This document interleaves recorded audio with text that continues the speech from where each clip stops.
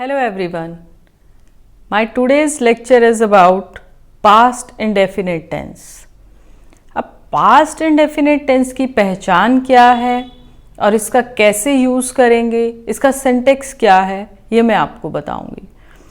Indefinite means जिसमें definite नहीं है नेचर ऑफ एक्शन कि कैसे है, कंप्लीट कितना हुआ, क्या हुआ, डेफिनेट नहीं है. बट एक चीज़ ध्यान रखनी है कि एक्शन जो है वो पास्ट में ही शुरू हुआ और पास्ट में ही ख़त्म हुआ. उसका जो एक्शन है वो पास्ट में कंप्लीट हो गया वो काम पूरा. अगर मैं बात करूँ ट्रांसलेशन की तो हमें कैसे पहचानना है. हिंदी के जो सेंटेंसेस होंगे तो उसमें जिन वाक्यों के अंत में आ है, ई है, ए है, ता था, ती थी आदि आए, उसे हम पास्ट इंडेफिनिट टेंस कहते हैं. और इसका जो स्ट्रक्चर है बनाने का, उसका सिंटेक्स है सब्जेक्ट प्लस वर्ब की सेकंड फॉर्म प्लस ऑब्जेक्ट. इसमें एक चीज़ अब इसमें हमें क्या ध्यान रखनी है, जैसे प्रेजेंट इंडेफिनिट टेंस में कोई भी हेल्पिंग वर्ब यूज़ नहीं हुई थी, उसमें वर्ब की फर्स्ट फॉर्म के साथ एस या एस लगा था. बट इसमें एक इम्पॉर्टेंट चीज़ क्या है, हेल्पिंग वर्ब भी नहीं लगी और सिंपल सी बात है कि वर्ब की सेकंड फॉर्म लगानी है, उसके साथ और कुछ नहीं लगाना. Very simple syntax, subject plus verb की सेकंड फॉर्म प्लस ऑब्जेक्ट. बिल्कुल सिंपल सी बात है. फॉर एग्जाम्पल, मैंने पत्र लिखा, आ की साउंड आ रही है तो इसमें सेकंड फॉर्म लगाएंगे, आई रोट अ लेटर. मैंने फिल्म देखी, ई, आई वॉच द मूवी, या सॉ भी लगाते हैं, लेकिन वॉच जो है हम टीवी को देखने के लिए हम वॉच वर्ब का यूज़ करते हैं. मैंने खाना खाया, मैंने फिल्म देखी, मैंने पत्र लिखा. तो इस तरह की जो साउंड होती हैं लास्ट में आ, ई, ए, किया था, करती थी, तो उसमें हम पास्ट इंडेफिनिट टेंस का यूज़ करते हैं. जैसे लास्ट में ए भी आता है कुछ सेंटेंसेस में, हम उससे मिले, a, we met him, we met her. ऐसे वाक्य जिनके अंत में आ है, ई है, ए है आदि आए, उसे हम पास्ट इंडेफिनिट टेंस कहते हैं. ये तो हुई जब हम हिंदी से इंग्लिश में ट्रांसलेट करेंगे. अब सिंटेक्स मैंने आपको बताया कि सब्जेक्ट प्लस वर्ब की सेकंड फॉर्म प्लस ऑब्जेक्ट का यूज होगा. I wrote a letter, I ate food, I played football match. तो अब इसमें एक चीज ध्यान रखने की है कि टाइम सिग्नल क्या होगा. इसमें हम यूज करेंगे yesterday, last month, last night, a fortnight ago. अब इसका जो डिफरेंस आता है वो आता है प्रेजेंट परफेक्ट टेंस के साथ. जो मैंने प्रेजेंट परफेक्ट टेंस की वीडियो बनाई है उसमें आप इसका डिफरेंस को बड़े ध्यान से देखें, सुने और नोट करें इस पॉइंट को कि प्रेजेंट परफेक्ट टेंस में एक्शन पास्ट में शुरू होता है बट प्रेजेंट मोमेंट पे खत्म होता है, या जस्ट पहले, थोड़ी देर पहले खत्म होता है, यानी कि अ शॉर्ट टाइम अगो. और अगर मैं पास्ट इंडेफिनिट टेंस की बात करूं तो ये पास्ट में ही खत्म हो चुका होता है वर्क, बहुत पहले, a long time ago. Present perfect tense means जो एक्शन है वो कंप्लीट हुआ है a short time ago. Past indefinite tense में एक्शन जो कंप्लीट हुआ है वो हुआ है a long time ago. Gap है उसमें, कल खत्म हुआ, मैं कल किसी से मिली. आई मेट हिम येस्टरडे, तो यानी कि past indefinite. I met him yesterday, ये है पास्ट इंडेफिनिट टेंस. लेकिन अगर मैं कहूं आई हैव मेट हिम, मैं उससे मिल चुकी हूं, कब मिली हूं, कुछ देर पहले, तो ये है प्रेजेंट परफेक्ट टेंस. लेकिन अगर मैं कहूं आई मेट हिम येस्टरडे, मैं उससे कल मिली, वो पास्ट में ही एक्शन कंप्लीट हो गया, ज्यादा देर का गैप है, तो वो है पास्ट इंडेफिनिट टेंस. ये है दोनों के बीच का मेन डिफरेंस जहां हमें कंफ्यूजन होती है.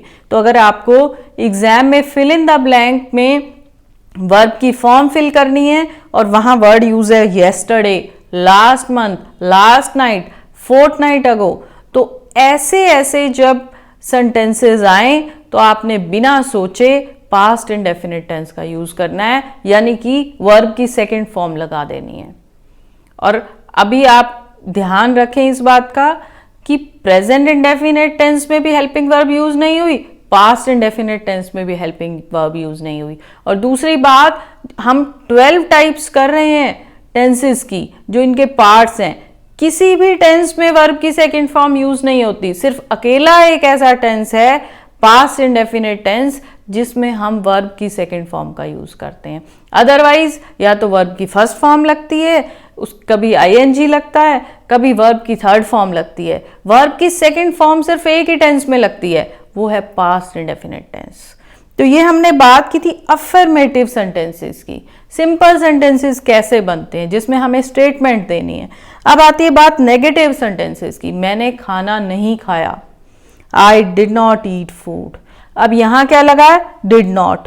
ये चीज ध्यान रखनी है, ये इंपॉर्टेंट है। इसमें बहुत लोग गलती करते हैं कि डिड नॉट भी लगा दिया और फिर वर्ब की सेकंड फॉर्म लगा दी। नहीं, ये इंपॉर्टेंट चीज है कि हमने जब डिड नॉट लगाया, नेगेटिव सेंटेंस बनाया, तो हम वहां पे वर्ब की फॉर्म फर्स्ट कर देंगे। क्यों? क्योंकि डिड जो है वो डू की सेकंड फॉर्म है, डू, डिड, डन। तो डिड जो है वर्ब की हमने सेकंड फॉर्म यहां लगा दी नेगेटिव सेंटेंस बनाने के लिए। जैसे हमने प्रेजेंट इंडेफिनेट में डू या डज का यूज किया था नेगेटिव और इंट्रोगेटिव सेंटेंसेस के लिए, वैसे ही हम पास्ट इंडेफिनेट टेंस में डिड का यूज करते हैं। और जब डिड का यूज करते हैं तो वर्ब की सिर्फ फर्स्ट फॉर्म लगती है। तो ऐसा ही हमने जब प्रेजेंट इंडेफिनिट टेंस यूज किया था, तो जब हमने डू या डज का यूज किया तो वर्ब की फर्स्ट फॉर्म के साथ SEIS हटा दिया हमने, क्योंकि आगे डज का यूज किया। तो इन पॉइंट्स का आप ध्यान रखेंगे तो गलती होने के चांसेस बहुत ही कम हो जाते हैं। अब आते हैं इंट्रोगेटिव सेंटेंसेस। ये भी बहुत ही आसान है। इसमें हम डिड पहले लगाएंगे, डिड आई ईट फूड, क्या मैंने खाना खाया, क्वेश्चन मार्क, और वर्ब की फर्स्ट फॉर्म। वर्ब की सेकंड फॉर्म यूज नहीं होगी डिड के साथ कभी। ये पॉइंट हमने ध्यान रखना है। Did I write a letter, क्या मैंने पत्र लिखा। इंट्रोगेटिव सेंटेंसेस और कैसे बन सकते हैं? जैसे कि did he write a letter, क्या उसने पत्र लिखा। Did you write a letter, क्या तुमने पत्र लिखा।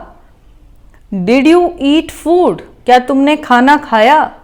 तो इस तरह के सेंटेंसेस आप बना सकते हैं। अब WH फैमिली में आप कैसे बनाएंगे?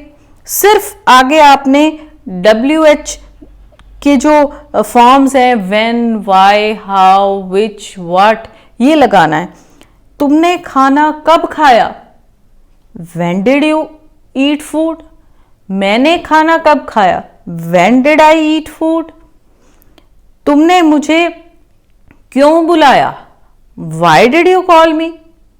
तो इसमें आपने वाई आगे लगाया, डिड लगाया, सिंपल जो है इंट्रोगेटिव सेंटेंस जैसे बनाते हैं वो आपने बनाया। आगे वाई, व्हेन, विच, व्हाट, जिसकी ज़रूरत है वो वर्ड आप लगाएंगे, और क्वेश्चन मार्क। इसको हम डबल इंट्रोगेटिव भी कहते हैं, जिसमें WH फैमिली के जो क्वेश्चंस होते हैं। तो मैंने आपको 4 फॉर्म्स बताई, अफर्मेटिव, नेगेटिव, इंट्रोगेटिव और WH फैमिली, कि कैसे बनेगी। सब्जेक्ट प्लस वर्ब की सेकंड फॉर्म प्लस ऑब्जेक्ट, और नेगेटिव, इंट्रोगेटिव और डबल इंट्रोगेटिव में डिड का यूज होगा।